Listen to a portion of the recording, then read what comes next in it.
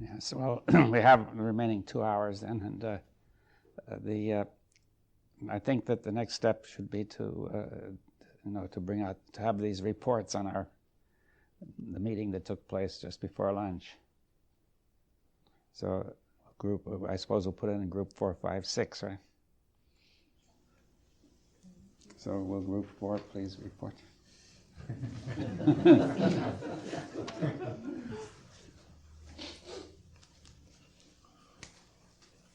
Well, we started out talking about I, and we talked about how we always want to protect I, and in a true dialogue, one loses the personal I. And when that occurs, initially there can be a feeling of being a bit dangerous or scary. And we had a question, what is really meant by I? What do we mean by that? One of the answers was what you identify with. And this had many dimensions to it. Then someone connected up with this idea of feeling a bit dangerous, that fear disperses along with the me. Then we talked about that with David Bohm setting up here, and if he explains everything to us, how this is not it. David's explanations do not solve the problems that exist. And a lot of times we would ask him questions to get explanations. Talked about how the consistency of the dialogue is important. Then we asked the question, how do we get to the point of impersonal friendship? And one of the things we came up with by seeing assumptions. And in a dialogue, there's a sharing of the total consciousness of the group. Talked about how me is separation, and in real dialogue, the separation is broken apart, the barriers disperse.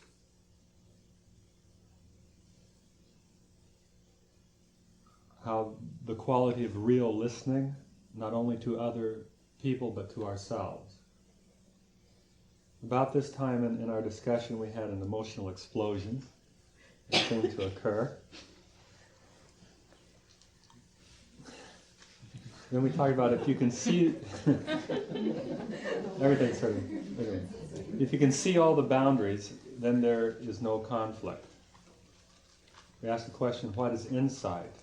Someone talked about how you have insight when you're alone, but not in a group. And someone else said, but you can have it in a group. Then we tried to follow through on insight and how it was a positive action, and possibly for insight to occur, there had to be this emotional explosion or some type of conflict, and how, again, fear was connected to that. And then when there was a letting go of this fear, there was an opening up to a true dialogue. About that time, David came into the group and talked about in insight, in science, it happens directly and indirectly. And you can't exactly say when insight occurs, because it may depend on what has happened before. We might not make that connection. How the spirit of competition gets in the way of insight.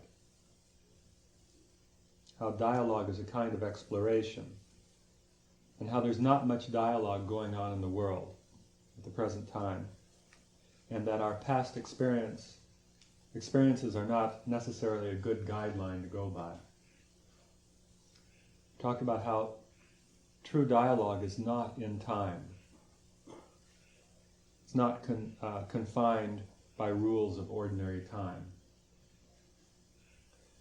Then we had the definitions of time, two Greek words, kairos, which means when the time is ripe,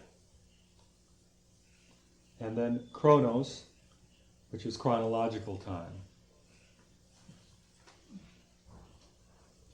And the question came up, is the time ripe, kairos, in the world today for a new way of communication to occur?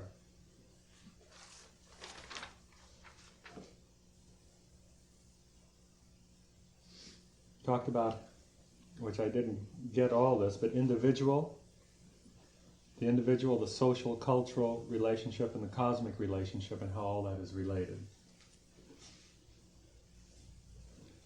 In dialogue, how not trying to make it work is important, not having a motive.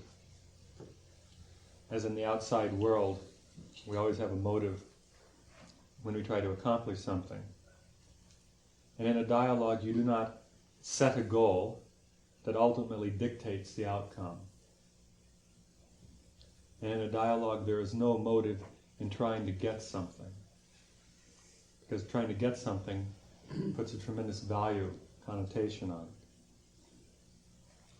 And the question came up, can I be in a relationship and not want something from the person or from the group?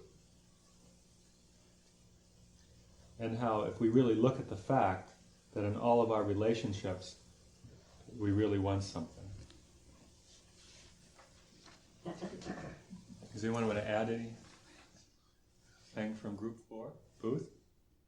Now, one thing I would add is that the distinction between chronos and kairos came up because David pointed out that we're really emphasizing, and science emphasizes, chronological time in our lives now. And we rarely make contact with the fact there's another sense of time that arose out of, I think these words came from the Greeks, and this idea of having the right time, the time may be right, is also an important way of looking at time. But we don't ever know when that moment has arrived. We can't work toward that moment. It just occurs.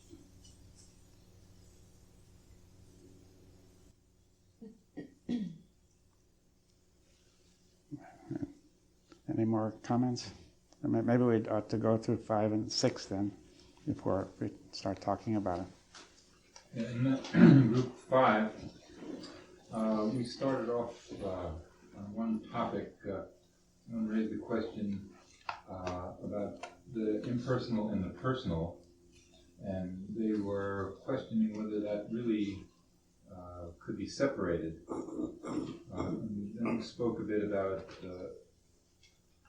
impersonal friendships, trying to clarify that point, and made some illustrations through, first David came in and told about an impersonal friendship as an example when some people were in trouble. Some strangers helped them out and then had a feeling of friendship for the time of that crisis and then separated. And then the suggestion was made that the feeling of friendship doesn't really require knowing the people personally, which is not to say that impersonal means machine-like or the negative connotations of being impersonal. It was pointed out that the word persona means a mask, and that sometimes a personal relationship means that you get to know someone's personality very well, and you know their idiosyncrasies and what they like and what they don't like, and so your relationship with them is often through their idiosyncrasies, and it may not, in a sense, be a really true relationship because knowing them very well and also having images of them can block communication. So then we kind of broaden that into a short discussion of the social cultural aspect of man, which was brought up earlier in the morning when we talked about the personal aspect, the social cultural aspects, and then the cosmic aspect. We never got to the cosmic. We stuck kind of on the social cultural level. Then somebody brought up the idea that we hadn't talked about affection and love yet. And so there was a short, something was said about affection and love, and then someone said that they found some difficulty with jumping to that topic so quickly. And then there was an appeal that we should go a bit more slowly before we start broadening out our topics. And then there was another appeal for question, does a group like this need some leadership? David Bohm having left. Does a group need leadership, and what is the function of leadership in such a group? It was pointed out that someone felt that there is a role for people, somebody to speak out and kind of keep order in the group without trying to effect some control over where the group is going, and that it was a good idea for people to examine their relationships with people with respect to the fact that most of the time it seems we go after people looking at what we can get from them, what we need from them, and then that's destructive to our relationship. Then we seem to get a bit lost, and then we made a quick summary of what happened, and we agreed our group was better than the other groups.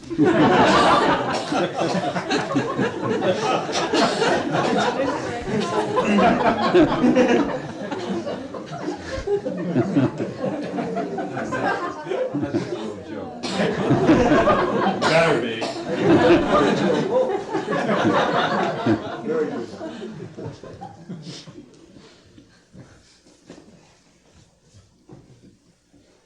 Does anybody want to add anything to that? It was the car, the problem that David talked about when people came together, someone was stuck in the mud or something, and someone lifted the car. He didn't mention that it was a car. Somehow that seems important.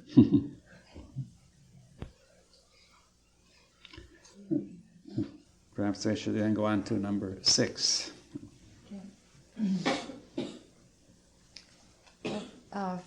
First of all, being the last one, I'm struck by the similarities of what was discussed in Group 4 and in Group 6, and also in the similarity between 4 and 5. There were a lot of common issues. Well, we started out by talking about the driving force of the me, and does it make dialogue impossible? And then somebody pointed out, well, perhaps actually what it is, the dialogue makes it possible to see the me. And that daily life also is a mirror of the me. And then what is it about dialogue that is different? And how is dialogue different from group therapy? And I think we said that one of the differences is that in revealing the self in dialogue, there isn't the identification with that self, with that revelation that there might be in a group therapy situation. And then we came back to this idea of self-interest, if the driving force of the me, and what's wrong with that anyway? What's wrong with wanting a better world, a world that's more pleasant? And somebody said, well, perhaps the chaos of the world is due to self-interest. And then we talked a little bit about, does dialogue have to be based on an intention which is beyond self-interest, or does it matter where the intention for dialogue comes from? And of course somebody said we can't get rid of self-interest. And that person was immediately jumped upon and said that's an assumption, and that assumption will block the possibility. And we talked a little bit about how the motive, because there was discussion in our group of what is dialogue and what isn't dialogue, and so it was brought up that the motive to change the me, just as the motive to change the me creates the problem, the motive to change what is happening in the dialogue creates the problem, instead of just seeing what is actually happening in the process of the time. Seeing one's own reaction to what is being said clearly, and then the word clearly was questioned, and what is it to see clearly? And we spent a lot of time talking about seeing and being able to observe externally, and could one also observe internally?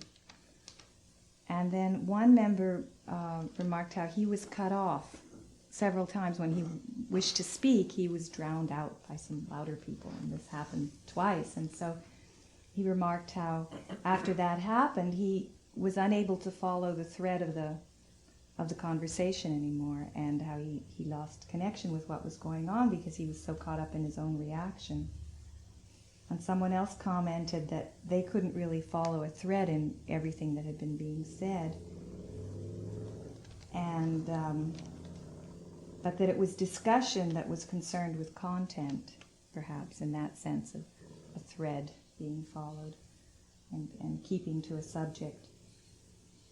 And I think we ended on something like, perhaps somebody suggested that it was the moment that was all important, which was the opportunity to get in touch with what is.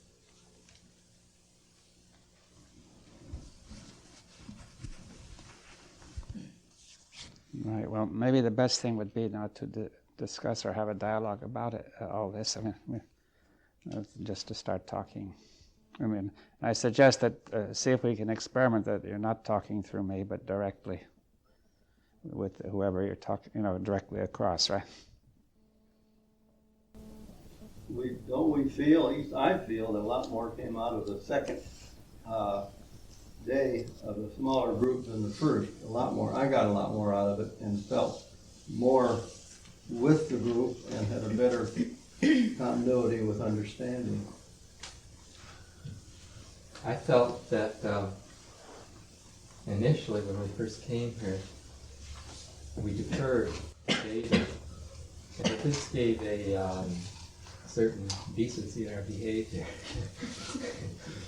And then the first day in a small group, we also deferred somewhat, and we were still relatively decent. But then in this last meeting, it all began to come out. So what interested me in that was this deference which we give to a person, it seems to me, is an abrogation of my responsibility. I'll say, well, I'll let that man be responsible for me. But I'm not going to let you be responsible for me. And then when we do that, maybe we lose the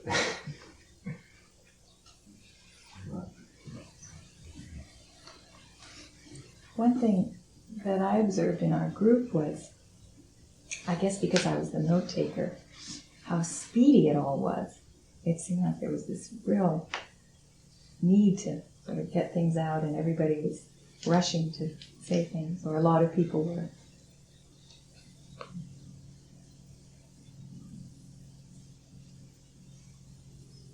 The method in which the group operates, and I feel that the groups operate in a certain method,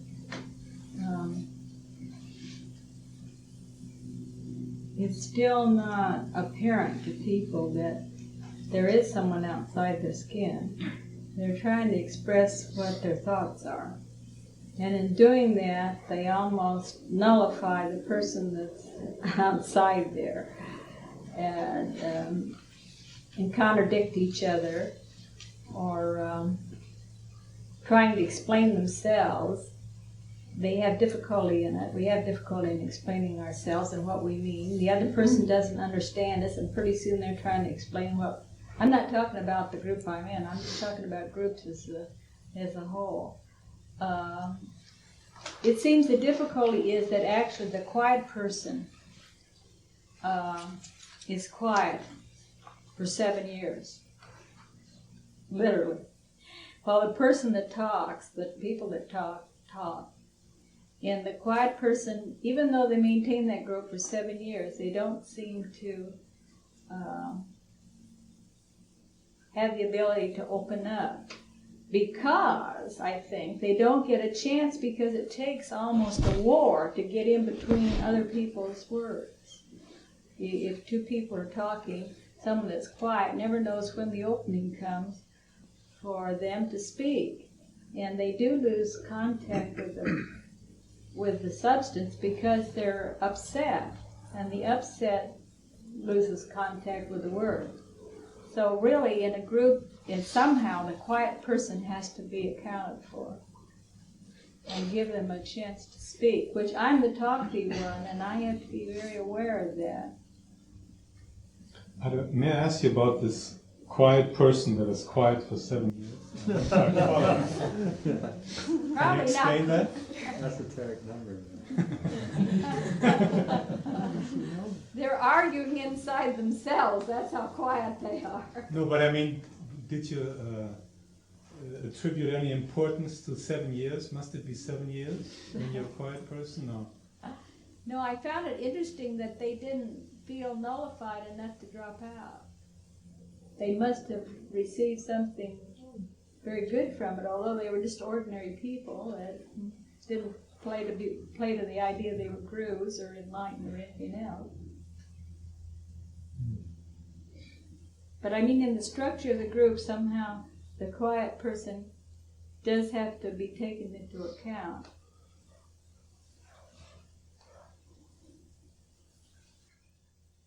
Perhaps the pace of the discussion can slow down, and that might help. Sometimes we're so anxious to say something that people speak very quickly, and perhaps somewhere along the line the pace would slow down, things would quiet, that might help. We've heard that expression about that quiet person carrying a big stick, maybe. Yes. Some of them do. And eventually that comes out. Sometimes when they speak, you really want to listen. Not from the big stick, but they've got something to say.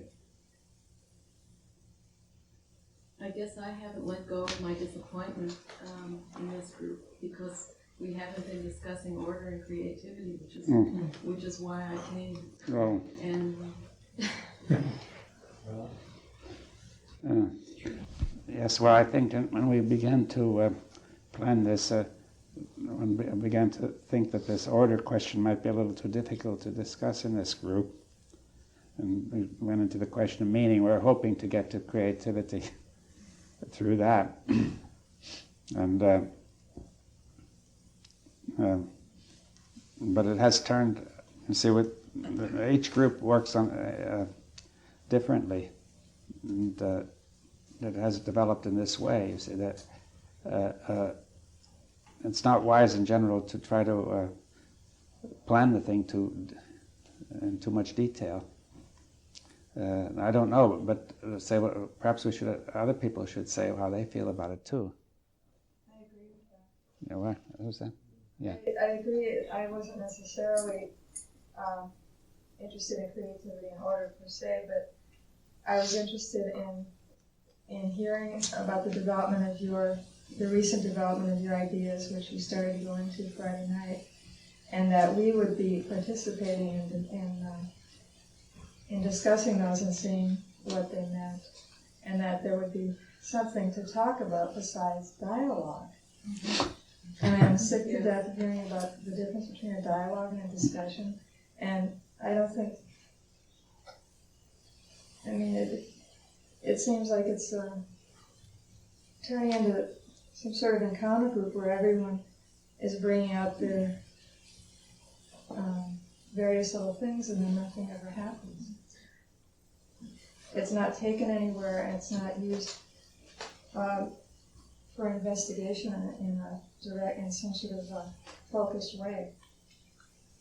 I saw a Krishnamurti tape this afternoon, and he was trying to have a dialogue with the whole tent full of people, and everyone was just throwing out things and not listening to each other. And he finally said, "I'm going to have a dialogue with myself." And he did. And even then, the people were bringing up irrelevant things and not listening.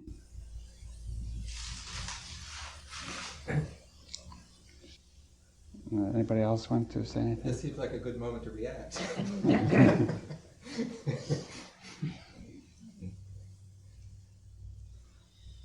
Well, I think it seems to me that seems to me to even kind of more vividly the need for what we're doing. I mean, the fact that there's so much difficulty in doing that. Is the disappointment in that we're not going to get anything out of this to take home with us?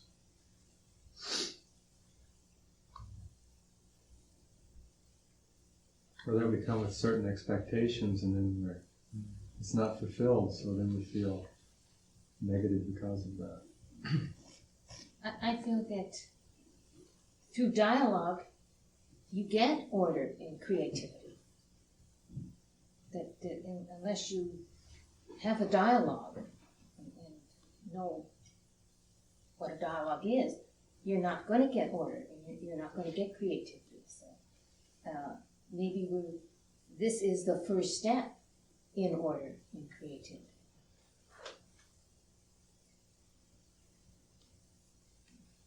Can one person find order, or is it easier for a group of people to search out order? Yes, well, see, the question is, there are two approaches. You see, one would be to have presented more content, let's say during the first day, and then we could have talked about it. Now, the other approach was to present some content and then start talking sooner. Now, you see, the question is, between these two approaches, what is the feeling as to which is better? I wonder if we could discuss it. It's hard to tell. Some people feel one way, some another. It seems to me that when there are expectations like to fulfill the title of the event, for example, then it seems to have more to do with content. It seems like the expectation seems to be more about information, knowledge, learning in that sense. And maybe that's what's happening for some people. Disappointment in that sense. But why couldn't real dialogue happen in a subject where there's an intense interest? It would seem that there's an intense interest in something, in real dialogue. Well, I think that some of the factors were pointed out in the personal things getting in the way of expectations and that they were talking about yesterday. I mean, that those were some of the elements, I think, of the difficulty. And that's not all there is to it, though. I mean, it's very easy to say that when you...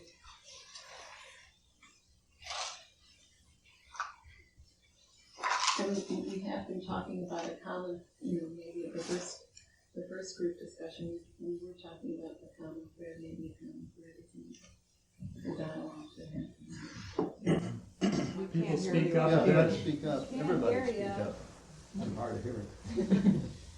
Well, in the group, the first day, we were saying that maybe dialogue didn't happen because there wasn't a common thread. And why couldn't the subject be the common thread?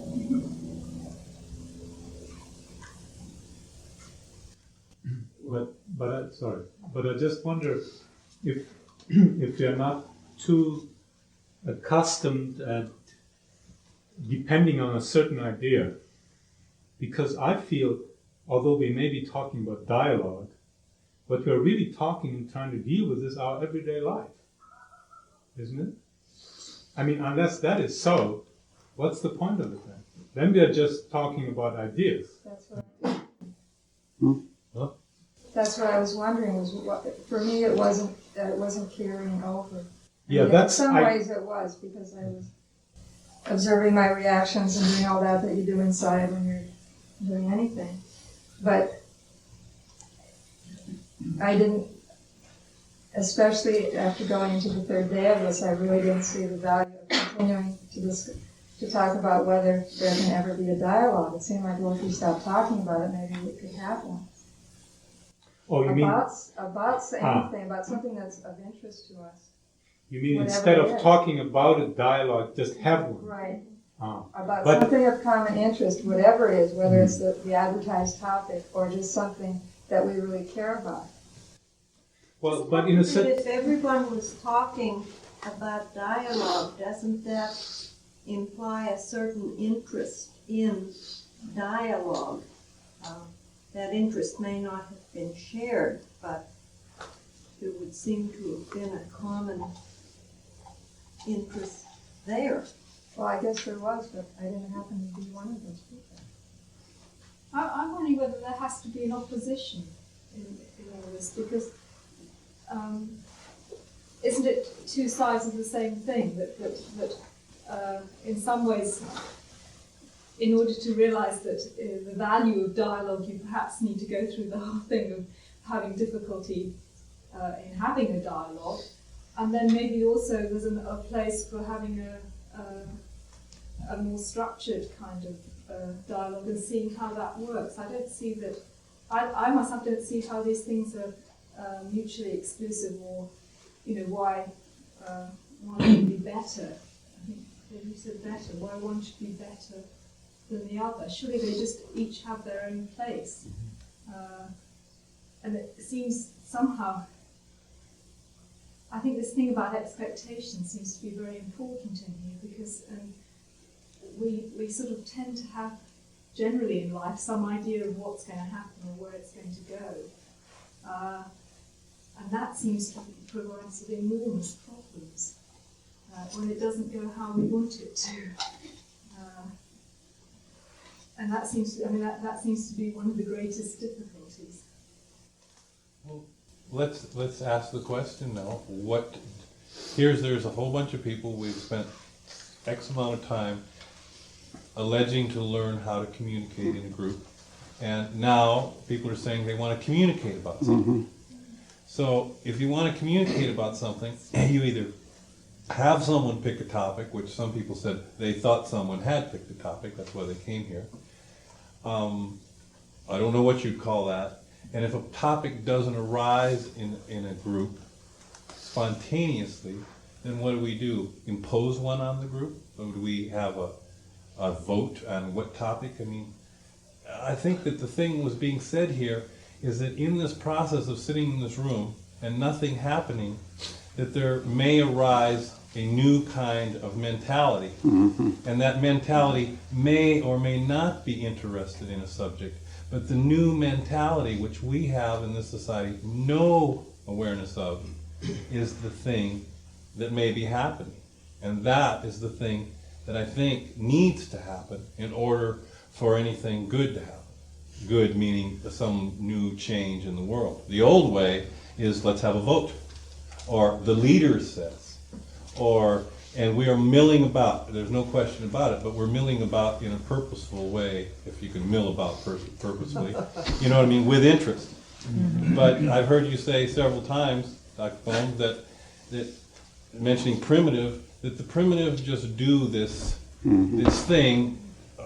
There's the hustle and the bustle of cooking and skinning the animals and whatever, and in the process, we can't comprehend what happens because we never seen it. It never happened in our family. Father came home, everybody quit playing horsing around, everybody got calm. Mother, we had all these rules and all what he calls hierarchies, meaning there was a boss, and the boss imposed, and the imposition stopped any kind of flow.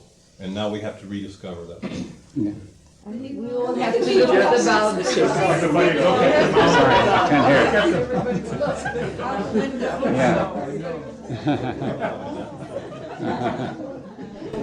Simon says,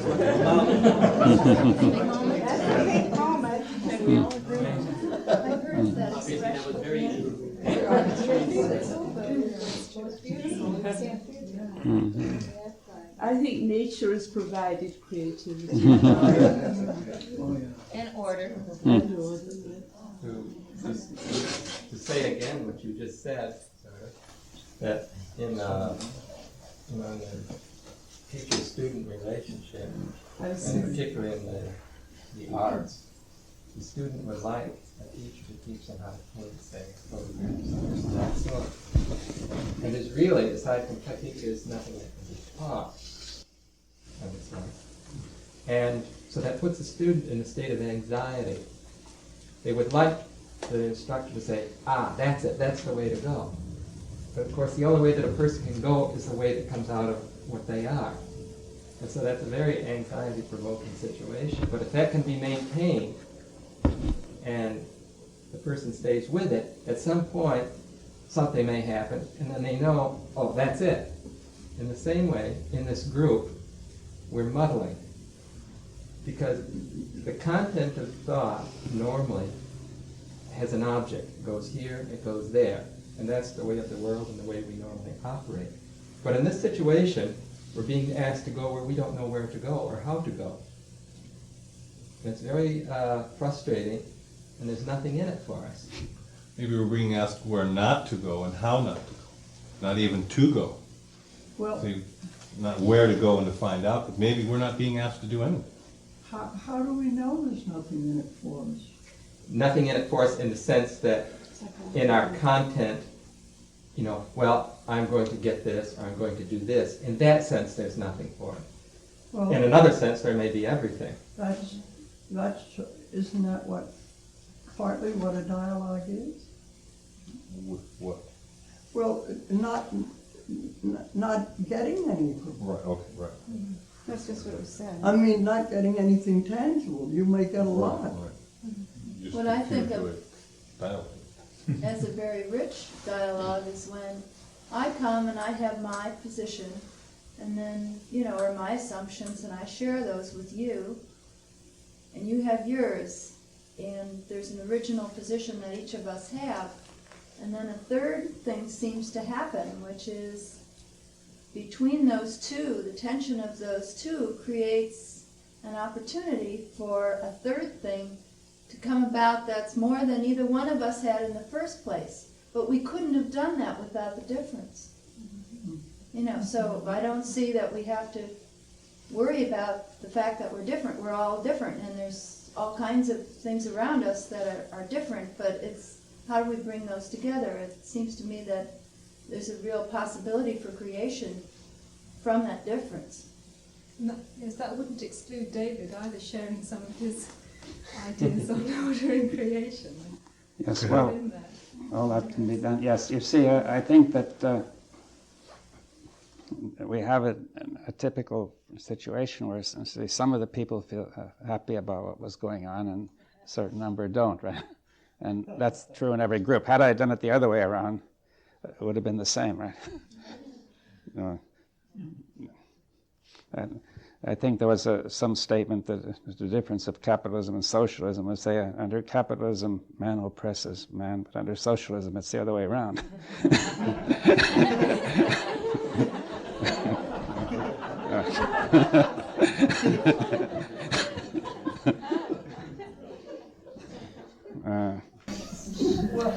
Well, do we like to normally speak, have a nice quiet room where everybody hears a lecture, you know, and most people go to sleep because really and truly, I don't know if the mind can follow all the way through the one that's describing something. So I have taken the position myself is that I actually have to have hands-on experience.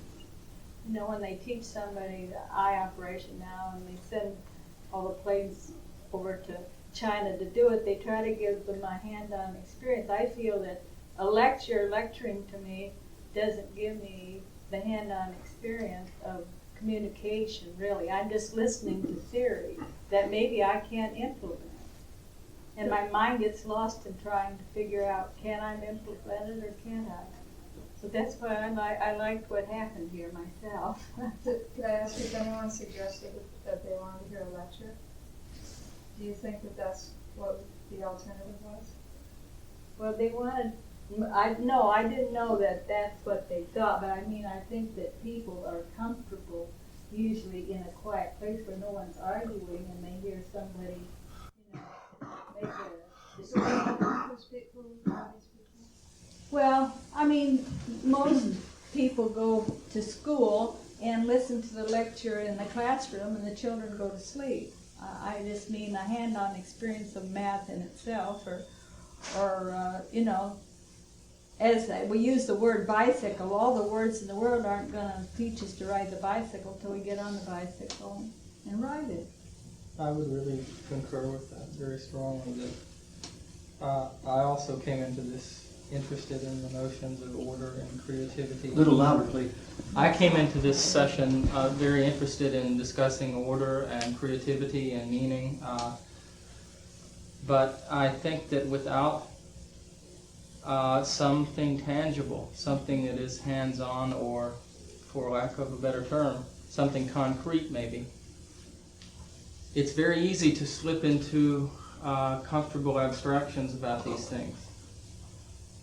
And that to have at least begun to question in a direct and real way what it means to talk with one another, and what our preconceptions are, and the real difficulties we run into with that. I think to have that as a foundation for these other things is really necessary. And that if we don't have that, the ideas remain ideas. There's a strong tendency for that to happen anyhow. Put it differently, is it more important to be told what creativity and order is, or is it more important to arrive upon it oneself? Sure. I still don't feel that we need to put it in an either-or kind of context. I mean, I think there is also, is there not a place for both? I mean, I'm repeating myself that place here perhaps because isn't in some ways, I mean, sometimes there's something really interesting about hearing, say, a brilliant lecture or something, but you know, in its place. I don't necessarily feel that it has to be I mean, probably it has to be a mixture, but I wonder whether it's worth setting up a whole sort of group polarity over whether or not you know, we feel it should be one way or the other. I mean, maybe we should say, well, both are valid in some way. It's just you have to see what their parameters or whatever it is are. Well, perhaps now that we have done some of this other, we can discuss these issues a bit more abstractly. Yes, that's it. Maybe that's a way to go. As long as we're going to have group polarity, could I clarify my end of the spectrum, which was that I never wanted to hear a lecture, and that wasn't the point. I didn't want to be told anything, or be safe and free from anxiety or any of that. I wanted to participate in something that I was interested in talking about.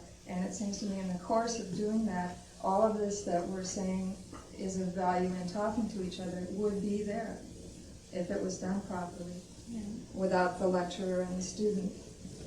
The reason why I came, I just wanted to be with people who had some of the same experiences, I suppose, is the best way, you know, over the last few years. It seemed to me like this was the first public thing that was thrown open since, you know, the beginning of the year, and I'm interested in seeing what happens with this new way of challenging the human mind, and if it can, and I'm expecting that there'll be more groups of people assembling together to muddle through in the future, and it's got to start someplace, and I wanted to see what happens, you know, when people come together that have some common understanding and experience with the teaching, you see. And so I really just wanted to see. I think it's kind of neat in a way to see all the funny stuff and exasperating stuff come out because I didn't really know what was going to be it. But I did want to see other people, and just to know that we all are here because we in one way or another passionately interested in the teaching and what it means and what it can mean. Can I interject with what you've said, to pick up what you've said about a common vein or thing to orient around more?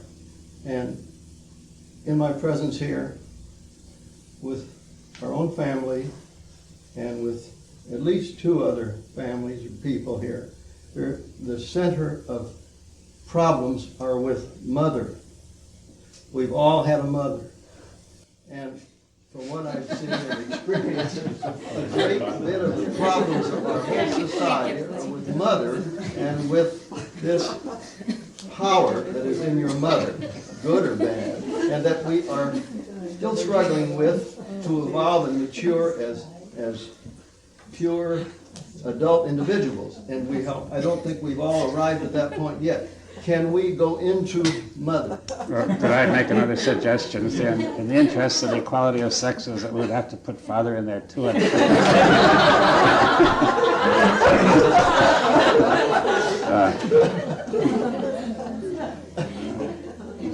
David, it seemed that you were touching on something a moment ago when you pointed out that after we spend a certain amount of time here, we get a little bit polarized in one viewpoint and another viewpoint, and bounces back and forth. Mm-hmm. And it seems that the step to take is actually to recognize that. Yes, yes, that we are polarized. It's exactly what we've been talking about. Mm-hmm. And I think that if we had done it the other way, there would have been polarization, but it would not have come out.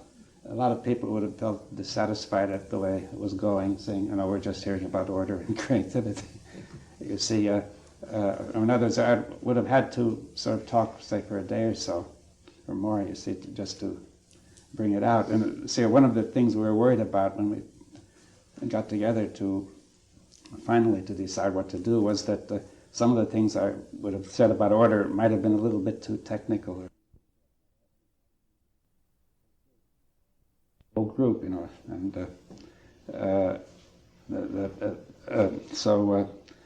meaning, it seemed, would be something which would be more easily discussed here. And then we could, if we wish now, try to pursue that further, you see, but it is worthwhile, just what you say, to point out that we are polarizing, and this is the difficulty which arises in every group. And the fact that people don't say so doesn't mean it doesn't happen. I'd like to point out an observation of, in terms of polarity, and referring polarity to what we have been talking about, meaning. Because when this polarity, really, when to go into it, is saying it is meaningful for me, or it has meaning for me, or it has no meaning for me whatsoever.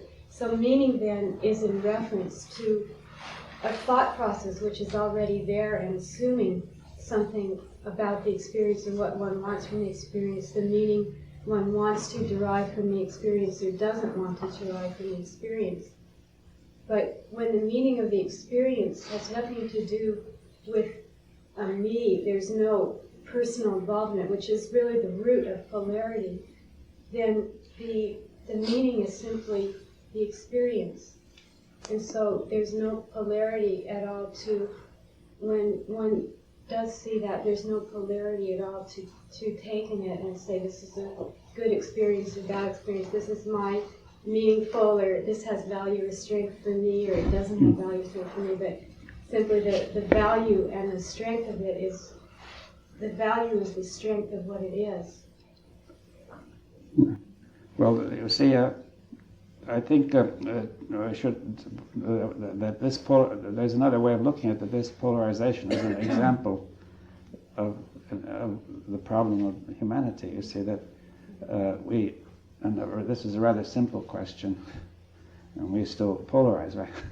Now, I see, so we have two meanings. Each one, has a certain value, and the two meanings can't get together. Right? Now, is there any way, can we see what we can do, right? I just wanted to say that since saying what I was really feeling, I don't feel bad about it anymore. No, it's not a question of being bad. No, I know, I mean, it does, I don't feel that I need to continue to maintain my end of the polarity.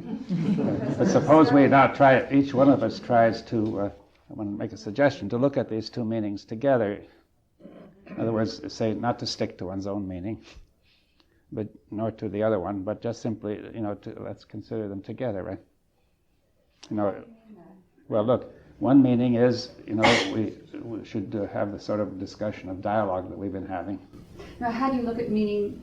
How can you look at both meanings together? Well, that's what I've been trying to suggest. You see, but to hold them in suspension. You see, if you identify with the meaning, like you were saying, then we polarize, right?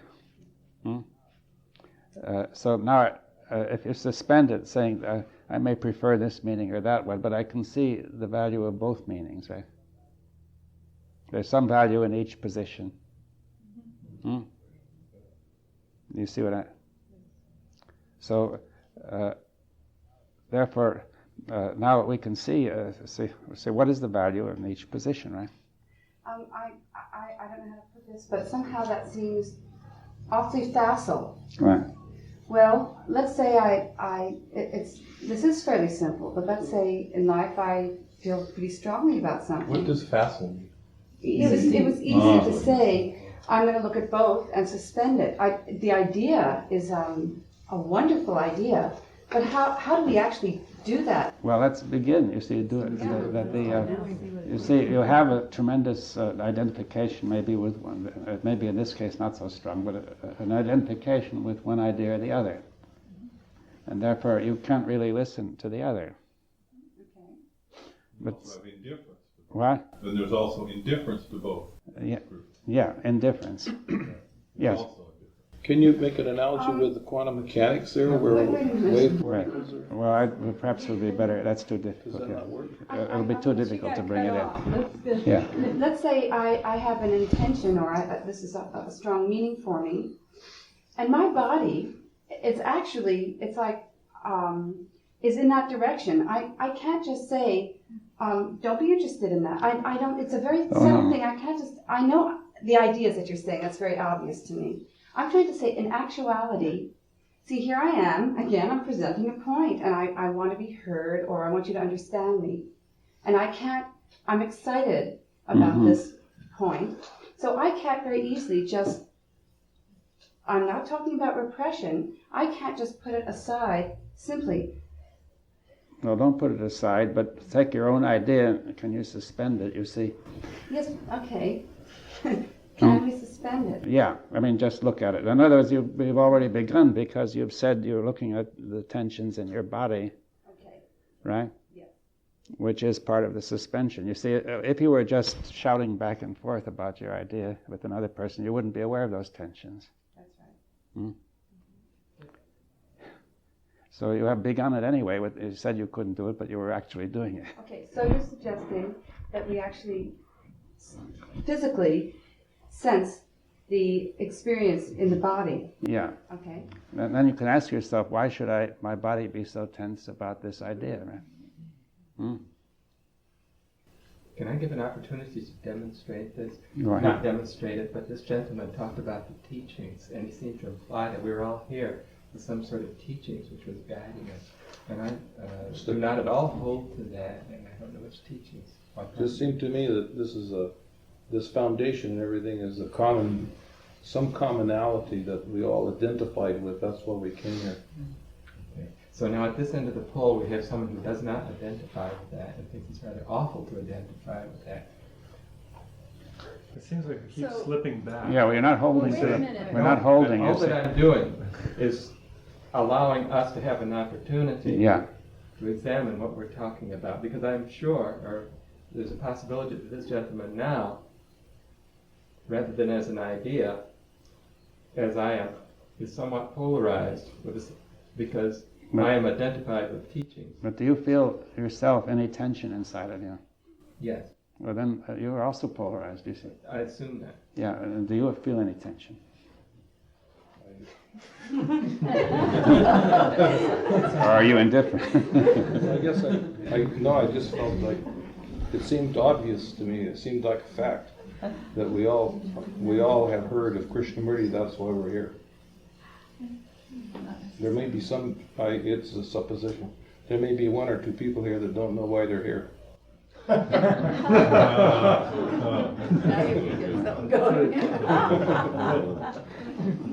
It seems like as long as the talking is in the realm of the polarization, then we keep slipping back. And what we're trying to look at is holding those two out there somewhere. Yeah, you see, I feel some tension now, yeah. If you hook me up with wires. Yeah, well, yes, well, okay.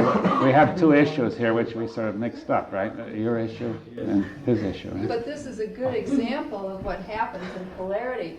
The question is, would dialogue, if we really pursued this, and if I really tried to understand more about where you were coming from and where you were coming from, or myself, or wherever we are on this, it takes a piece of work. My own feeling about this is that it's anything but facile. It's like to really hold two things in the mind concurrently is something we don't often do, but it's possible. You know, where we can literally learn to value what we say and yet not totally dismiss what someone else says.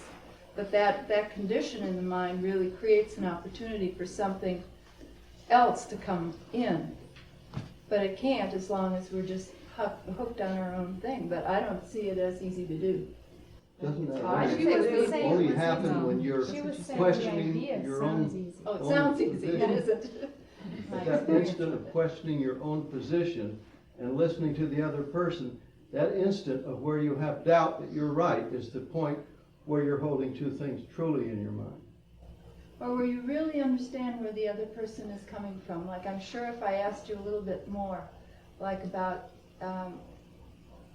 I've heard of Krishnamurti, of course, I've read a little bit about Krishnamurti, but I really don't have the background that many of you here do, for example. If we kept talking about that, I think I could really value where you were coming from, and that you would probably value where I was coming from. And that something new could happen with that common understanding that we would build.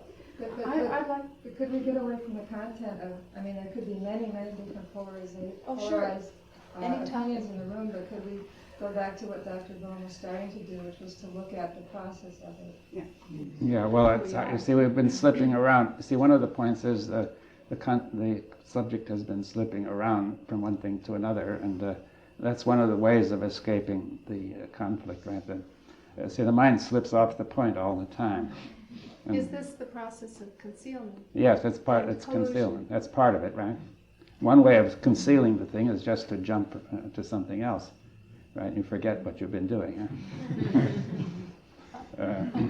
I thought that this was all the same thing. It's all the same thing, but one of the things it is concealment. Jumping around, right? We didn't stay. See, one person started, then we didn't stay with that. We went to another issue and another one. I thought it was the same issue. It's the same. It's a similar issue, yeah. It seems to me of the same issue. Yeah. That in both issues, I think the question is whether or not we can assume a common realm of discourse. Yeah. That is, in one case, if Dr. Bohm was to speak about creativity and order, I think he may have had to assume to a certain extent that we all knew he was a lot of things that he was talking about. And similarly with Krishnamurti's teaching, if he came from that background, it's assuming that this common realm of discourse exists. Or do we assume nothing? I'm not saying either way, but that seems to be the issue in both cases. Can we assume that common realm of discourse? Yeah, but let's come back to this other issue, which is, the tension which arises in polarization, whatever the issue is. It was instructive. I'm not saying it shouldn't have happened, because it was very good that it did jump around, showing the whole thing up much better. But the tension arises in polarization. Now, the first thing is you find you cannot hold the other person's view in mind because your whole body is predisposed to reject it. In fact, I've heard you talk before about this subject, and you've mentioned that the body finds this new idea so discomforting that it will try to create a thought to maintain its own sense of comfort or balance, which will keep throwing out that new thought, or the thought that's creating discomfort. Yeah, well, one thought is to say that I'm right and you're wrong. You see, that to say that my approach is the right one and yours is the wrong one, which helps to reject it. Right? Now, you see, so I'm saying we're not going to argue that point, but saying that there's something very interesting going on, which is all this turmoil in the body, right? Which generally we overlook and say that's not that's not important. The important point is the issue we're arguing about, which is another way of avoiding the main issue. Would the next question be to say, why is there all this tension in the body, rather than why is that statement wrong, which is what created the feeling? Yeah. And immediately the statement gets lost. It's not interesting anymore. The body and the reaction. Well, the relation between the body and the mind, right? The thought. You see, saying why with these thoughts is the body so tense? You see, that seems more important than the particular issue, because this is very pervasive. It's happening all the time, right? Right. Why is it that? When the body is so tense like that, and we have all experienced this tension in one form or another in different situations. In looking at it in my own particular life, it comes from a resistance. There's a resistance to a certain attitude, and it's almost like a physical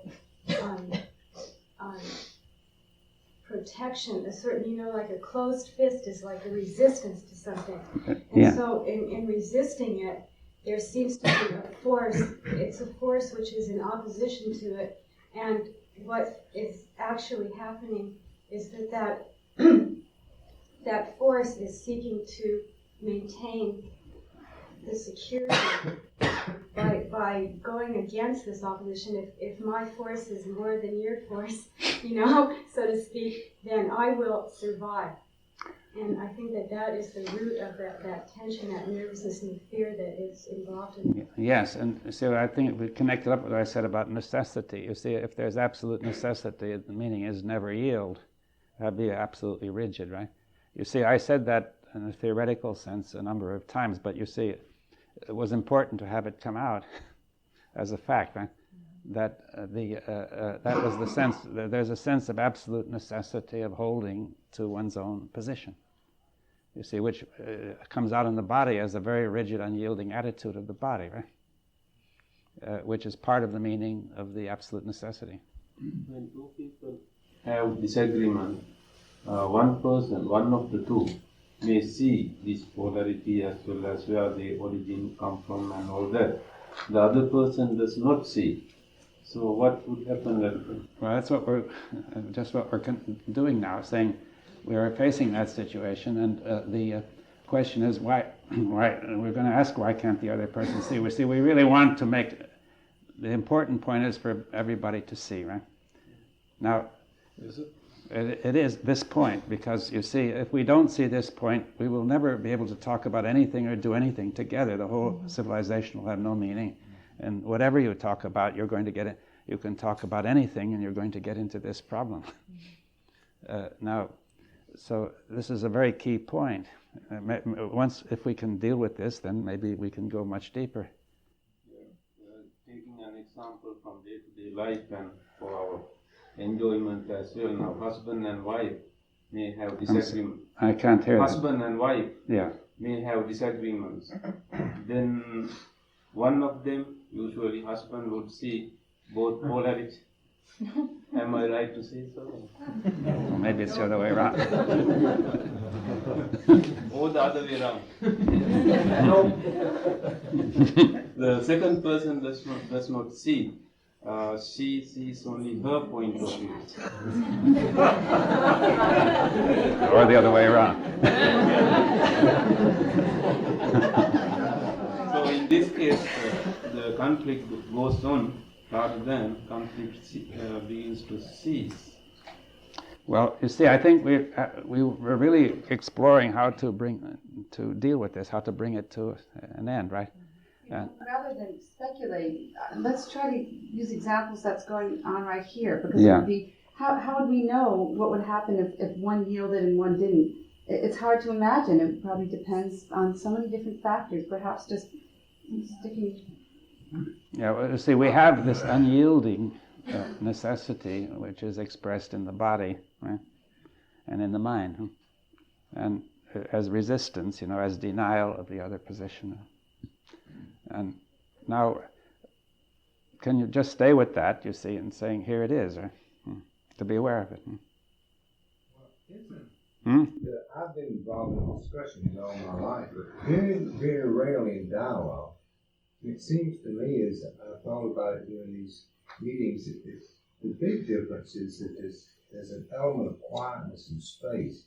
That somehow in your brain, you know, that you're receptive to other people, and to do that, you have to have space.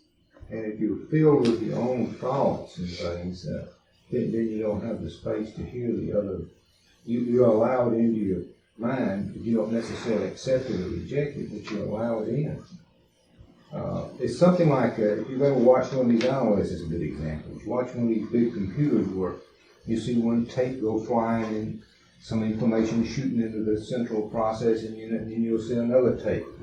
And it seems like, to me, the thing to do is the tapes consist of our own thoughts and ourselves, our own thoughts. And then there's some other tapes where we can receive information from other people. But in the center, you know, we can't let all that stuff can go in, but it's got to come back out. So there's space in there for you to weigh other people's views. And somehow you've got to have that space in your brain so that when other people speak, you can receive what they're saying. Isn't what's being said here this relationship between what we would call the body and the mind and how they affect each other? The mind has assumptions. I don't think the body has many assumptions. The mind then hears something said.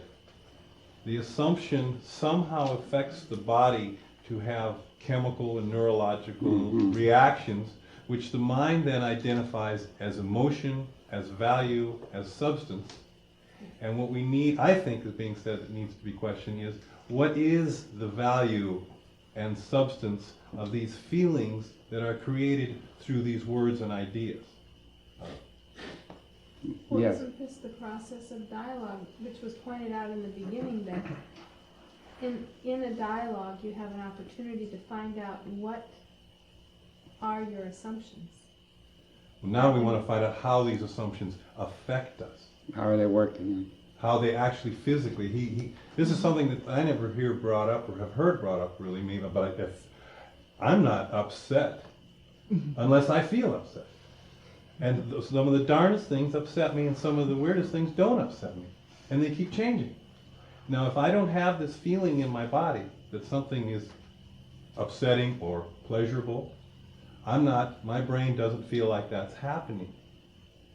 You see, the point is that this thought can produce a very powerful, I call it signosomatic response. You see, the meaning produces a very powerful response in the body, but that in turn has a meaning which forces your thought to continue on the same pattern. It's going around in a circle, trapped.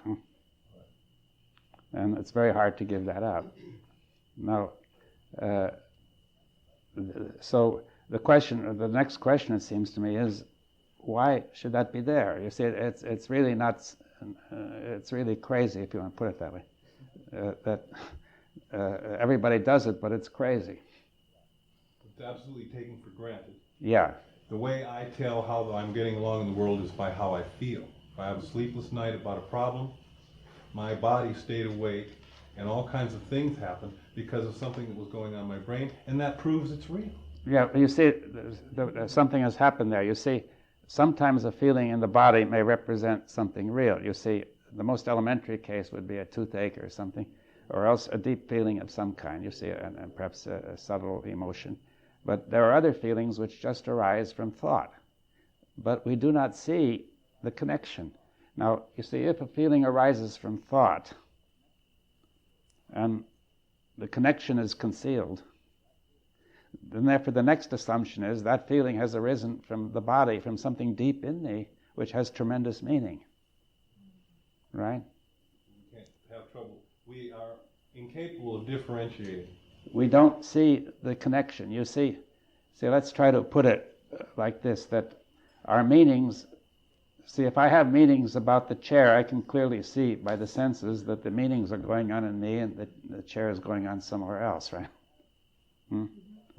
But now I have meanings about myself, these are going on in the body just where myself should be going on, right? Therefore, it's quite easy to confuse the process which of the meaning about myself with myself. Whatever myself is, I don't know, but do you see what I'm saying? You see, so therefore the mind then confuses that and says, that is me being highly upset. Therefore something must be done to protect it. You see, I am upset, right? I am in danger. Something is happening to me, right? Therefore you set in motion all the reflexes of self-preservation. You see, if your body is in danger, you will have reflexes to preserve it very strong. However, if the mind creates a situation in which the body is highly disturbed, the body demand for self-preservation will demand the mind to think in such a way as to ease the tensions of the body, right? Rather than to be straight. Is that clear? Therefore there will be self-deception. It will be untrue. That's not quite clear. Yeah, you see it. It's a matter of order, really. This is a question of order, you see. It's one of the questions is really the observer and the observed. You see, if you are looking at your body and you say, here I am different from the body, looking at the body, the mind says, I am something else looking at the body, right? The mind, however, is stirring up the body, but concealing that, and then telling itself that the body is in a terrible state. I have to think in such a way as to ease this tension of the body, to preserve myself, right? Is that like when someone's allergic and say to a rose, and then a imitation rose is presented with body reaction just as though it were a real rose? Yes, the mind can then set up the allergic reaction. There have been even animals, apparently. It's been done with animals too. And some experiments, I can't remember the details. So the point is that the mind can set up a reaction in the body. The mind either does not know or conceals the fact that it has done so. Right? And then the mind says, that is the problem in the body, what can I do to resolve it? And naturally the best way to resolve it is to try to defend the body, right? By making thoughts untrue in such a way as to defend the body, right?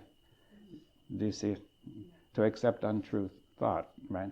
And this state came into being in the first place through an untrue thought. Yes, but there was that was in the whole culture. You see, our thought is, the culture is pervaded with untrue thoughts, you see. It's not clear to me it's not quite clear to me how the untrue thought defends the body. Say there's a lot of anger, and then the mind is trying to convince itself that it's right. How does that defend the body? Let's begin with anger. It's a good one. You say, why is there anger?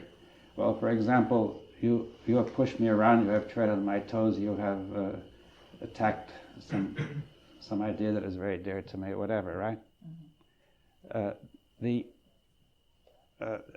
Therefore, that is going to stir up the body, right? Now, the body then demands, to be protected, not stirred up. The mind says, how can I do that, right? So it's to pacify these unpleasant sensations. Yeah, that's right. So it's clear, since the origin of the thing is certain kind of thought, by altering the thought, the body can be quiet, right? But you alter the thought in an untrue way, right? Untrue, not merely being incorrect, but being not straight, right? Playing false. So saying, for example, you said that I did this for my own personal reasons when I thought otherwise, but you were really just simply jealous of me, my position. Therefore, you can feel more easy having explained it that way, right? And usually, it's the responsibility is dumped on the external situation. It's never taken. Well, that's the way by which you relieve it. You project it outside. You see, saying, this problem which I feel going on inside of me is really going on outside, therefore the body doesn't have to be disturbed, right? How is this, if this is an okay question, how is the situation relieved? What does pacify the body? Well, it can be pacified falsely by just denying this thing and by affirming something else, right? Is that? For example, if you're frightened, you can say, well, there's no danger, you see. Or there are various ways of pacifying the body, right? Would insight pacify? Would the complete insight of what's happening pacify? Perhaps, you see, but I'm saying as long as we think of pacifying the body, we have the wrong question. I think this question comes to my mind now when you talk about mind and body connection. Now, K referred, and he has said several times, when mutation takes place, it is a mutation in the brain as well. Should I understand that to be physical change as well? Yes, there should be a physical change in the whole system. In fact, there always is. Whatever we do is a physical process as well as mental at the same time. And see, if anybody thinks anything at all, people have made observations scientifically and show that the blood distribution of the brain alters a great deal, and the electrical and chemical, everything changes, whatever you think. And when you think anything that affects you profoundly, the changes are all over the body and the nervous system. Now, insight might be a change that brings order into all this. I'm saying there's a generative order of the whole thing, and it's like the seed, and so a change at the seed affects the whole process.